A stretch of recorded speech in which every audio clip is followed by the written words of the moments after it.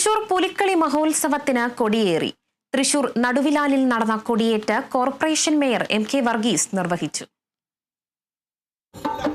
ഭിന്നശേഷി കലാകാരന്മാരുടെ കൂട്ടായ്മയായ കോലഴി പൂമ്പാറ്റ കലാപീഠത്തിലെ മേളക്കാരുടെ പുലിതാളത്തിന്റെ പശ്ചാത്തലത്തിലായിരുന്നു കൊടിയേറ്റ്.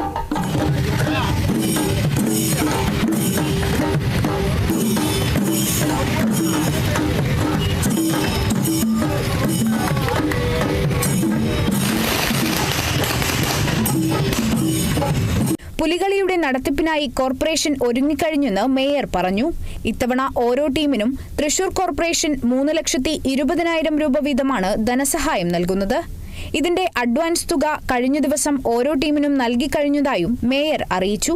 തൃശൂരിന് ഇനി വരാൻ പോകുന്നത് ഉത്സവനാളുകളാണെന്നും മേയർ കൂട്ടിച്ചേർത്തു.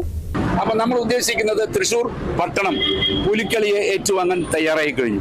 ഉറങ്ങിക്കിടന്നിരുന്ന സ്വരാജുകൾ ഉണർന്നു. ഇനി മുതൽ സെപ്റ്റംബർ 8-ാം തീയതി കാത്തു നിൽക്കുന്നു. ഈ കൊടിക്കൂറ ഉയർന്നു കഴിഞ്ഞാൽ നമ്മൾ പുലിക്കളിയായി എല്ലാം തയ്യാറായി. എല്ലാ ജനങ്ങളും, ലോക മലയാളികൾ കാത്തിരിക്കുന്നു. സെപ്റ്റംബർ 8 നമുക്ക് അന്ന് കാണാം. സാമ്പത്തിക സഹായം, എല്ലാ സഹായവും അവർക്ക് ആവശ്യമനുസരിച്ച് 3,25,000 വെച്ച് എല്ലാവർക്കും കൊടുത്തിട്ടുണ്ട്. നാലോണ നാളായ സെപ്റ്റംബർ 8-നാണ് ഇത്തവണ പുലിക്കളി. 9 ടീമുകൾ സ്വരാജ് റൗണ്ടിൽ മാറ്റുരയ്ക്കാനെത്തും. Kerala vision news, Thrissur.